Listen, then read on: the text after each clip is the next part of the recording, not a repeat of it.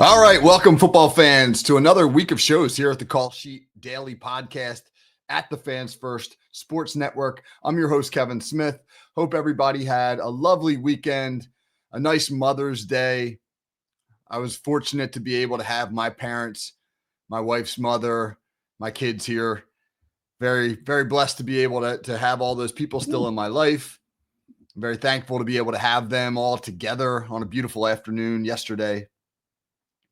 And then last night, when everyone left and we cleaned up the house, I came upstairs, got into the office, started to dig into some research for this week's shows. And I wanted, the news that came out over the weekend, the big news was that New Orleans Saints quarterback Derek Carr was retiring after an 11-year career. And, I didn't have a very good feel for Derek Carr's career. He'd been a starting quarterback for a long time on a couple different teams. He'd put up some big numbers, but he had never seemed to be a quarterback who was able to reach that upper echelon. And I wanted to do some research and some digging into Derek Carr's career. How good had he been? But I never really got there because I ended up going down this rabbit hole on quarterbacks and where they're selected in the draft and the teams that spend high draft picks on quarterbacks, those who succeed, those who fail. And that's really going to become the thesis for today's show, because in my research, I just sort of stumbled upon this. I didn't set out. Again, I set out, sort of researching Derek Carr. And where I ended up was with, I think, a really telling statistic. And that statistic is the following. This century, there have been 25 Super Bowls played.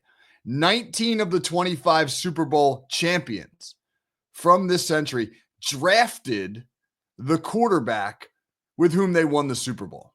That's 76%. So over 3/4 of the teams to win the Super Bowl this century did so with a quarterback that they drafted and developed. And that was a glaring number to me. And I think we all know the importance of drafting and developing a quarterback. I think we all understand that when you spend a high draft pick on a QB and you miss, that it is consequential. But I don't think I understood, at least empirically, statistically, how significant that is. And we're going to dive into that right now because I think it's fascinating. So, okay, again, 19 out of the 25 teams to win a Super Bowl this century have done so with a quarterback they drafted and developed. Now, maybe a little bit of that is skewed because 6 of those Super Bowls go to Tom Brady and the Patriots. A couple others, well, actually, I take that back. I was about to say a couple others go to Peyton Manning. A couple others go to Eli Manning. A couple of them go to Ben Roethlisberger. You have repeat winners. But there are many, many of these teams who have won the Super Bowl who, again, did so with a homegrown QB. Who are the 6 teams that didn't? I think this is instructive as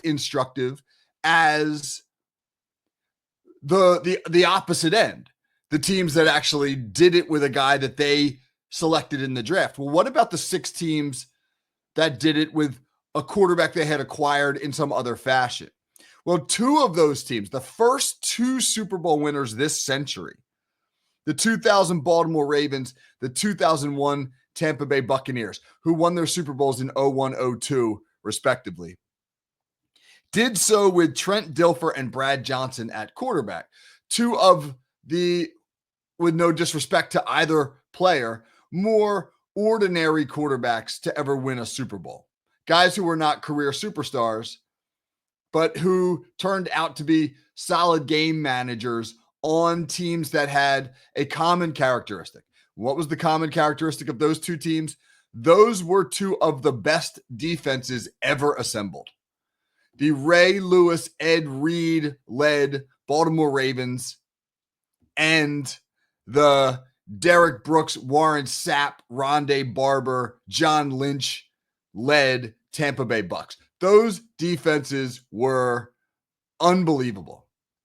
So if you have a legendary defense. I mean, those are literally two of the arguably 10 best defenses statistically in the history of the game. If you have that kind of a defense, then you can probably win the Super Bowl with a game manager type quarterback. Dilfer quarterbacks the Ravens to the Super Bowl. He's originally drafted by the Bucks. Johnson quarterbacks the Bucks to the Super Bowl. He's originally drafted by the Vikings. Then you got to go to Drew Brees winning the Super Bowl with the New Orleans Saints in 2006. Brees originally drafted by the Chargers and goes to New Orleans. Drew Brees is a great example of why elite quarterbacks don't hit the open market anymore. Why they get locked up. And that's part of really this conversation. How, if you draft a guy who you think is going to become your franchise quarterback, you don't let him walk. It's just too hard to land that guy to let these types of quarterbacks walk away. Then you got to go to Peyton Manning. Now we got to go all the way up to 2016, Peyton Manning and the Denver Broncos winning on the back end of Peyton's career after all of his years in Indianapolis. And then the last two, Tom Brady does it again at the back end of his career, but this time with the Tampa Bay Bucks after leaving New England. And most recently, Matthew Stafford in 2021 does it with the LA Rams after being traded to the Rams from the Detroit Lions. But think about that list. I mean, these are some incredible exceptions to the rule. Two rather ordinary starting quarterbacks who do it because their teams have extraordinary, legendary defenses. And then four of the best quarterbacks to ever play the game. Four surefire Hall of Famers: Drew Brees, Peyton Manning, Tom Brady, and Matthew Stafford. If you can get one of those legendary type quarterbacks at the back end of his career when he still is playing good football, then maybe you can do it.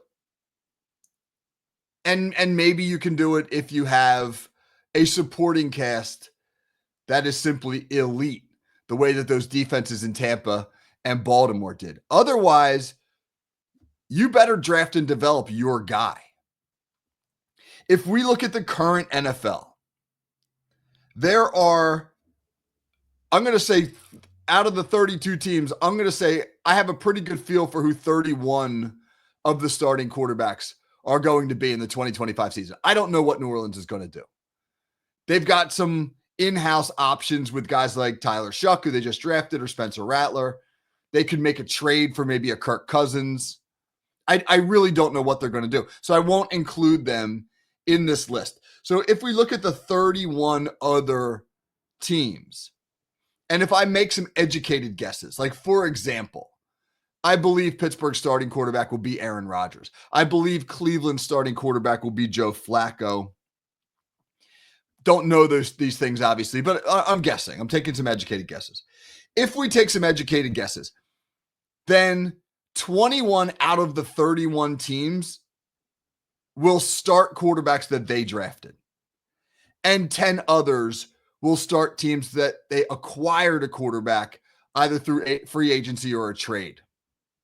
But it's interesting because when you look at those lists, the teams that have the homegrown guys, those 21 teams, are in far better shape.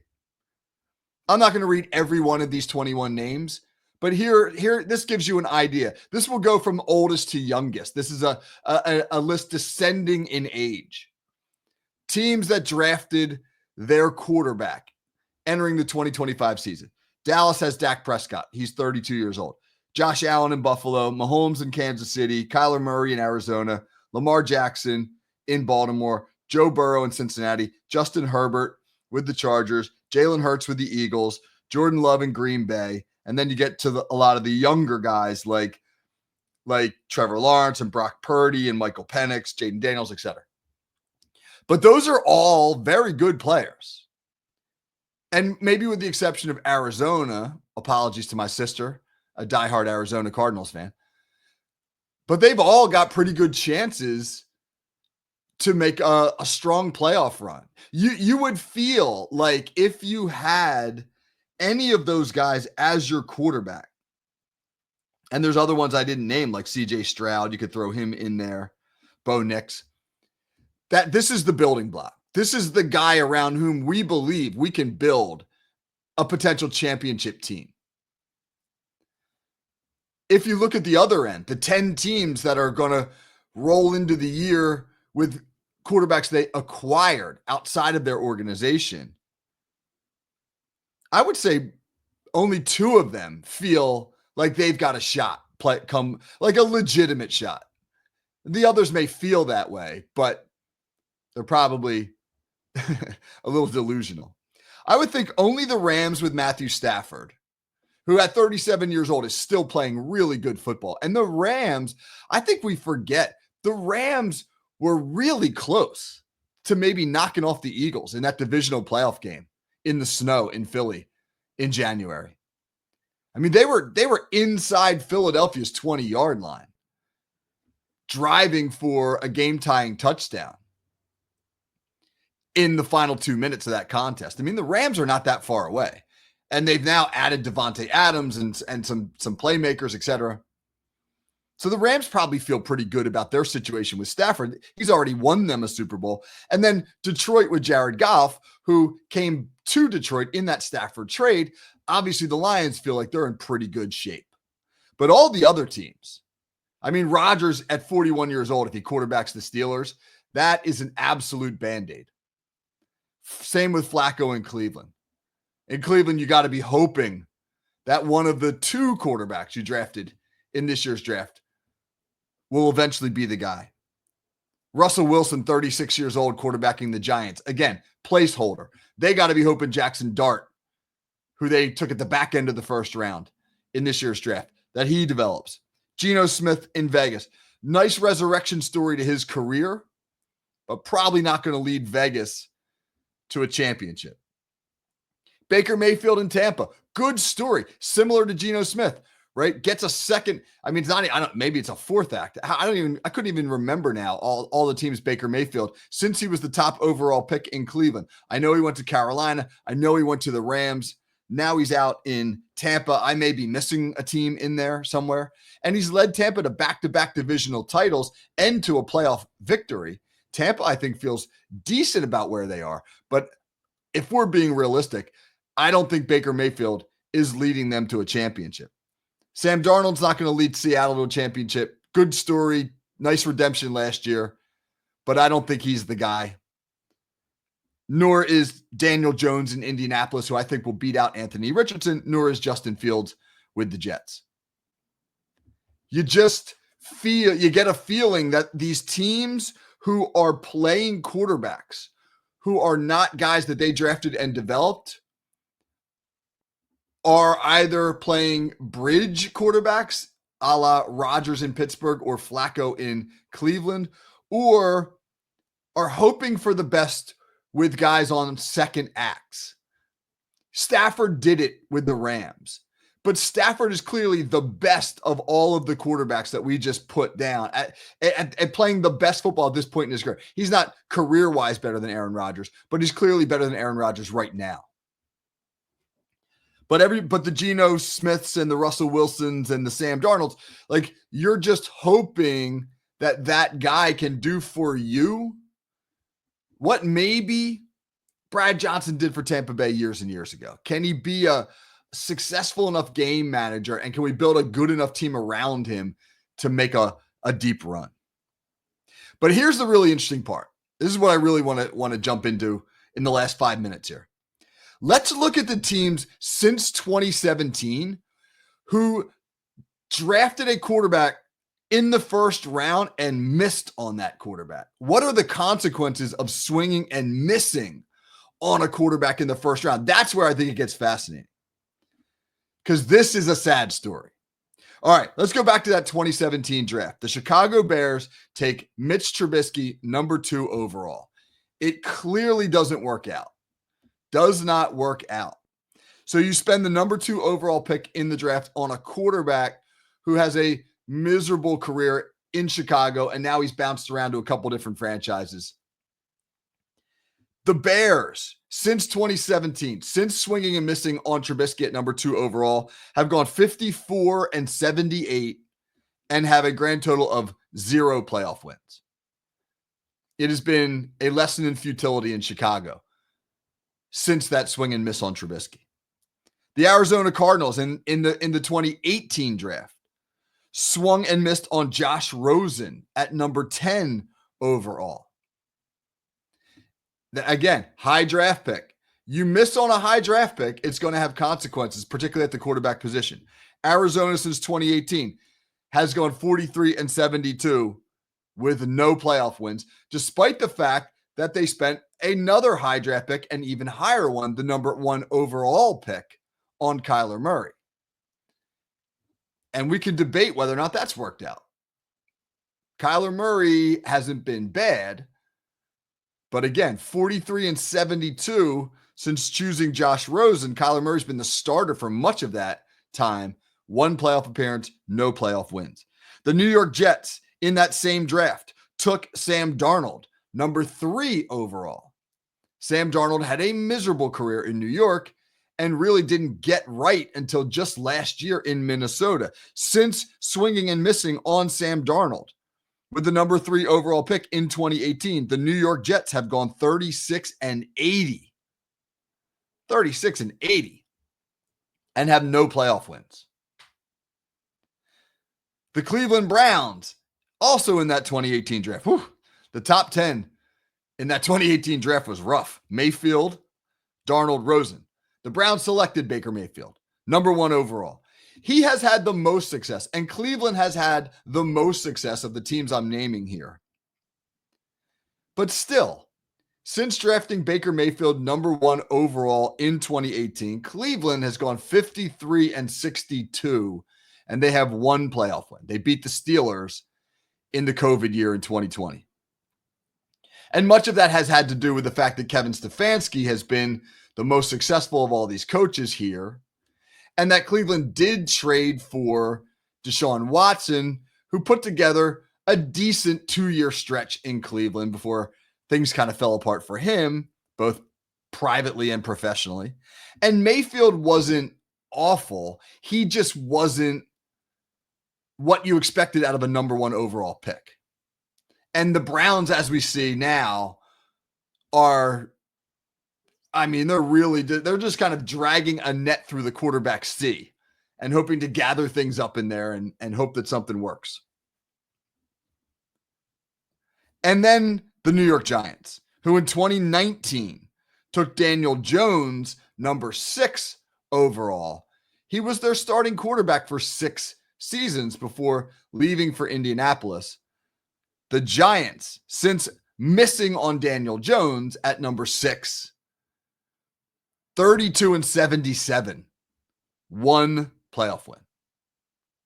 Now, there have been a couple other teams that have drafted a quarterback high in this era and have kept their head above water. The best example are the San Francisco 49ers, who took Trey Lance, number 3 overall in 2021. And that obviously did not work out. But in that same draft, they somehow managed, with the final selection in the draft, to land Brock Purdy, who has been a darn good quarterback and gotten them to a Super Bowl. That is, without a doubt, the exception and not the rule. And the Pittsburgh Steelers took Kenny Pickett, number 20 overall in 2022, in hopes that he would be Ben Roethlisberger's replacement. And Pickett didn't work out in Pittsburgh, but the Steelers have a strong enough culture and a good enough head coach in Mike Tomlin that they've been able to have winning seasons ever since, and they've made the playoffs in 2 of those years. But obviously the Steelers now, in this awkward courtship of Aaron Rodgers, are still casting about for their heir to Roethlisberger. And until they find him, they will find themselves in franchise purgatory. So, what is the moral of this story? And the moral of the story is very obvious.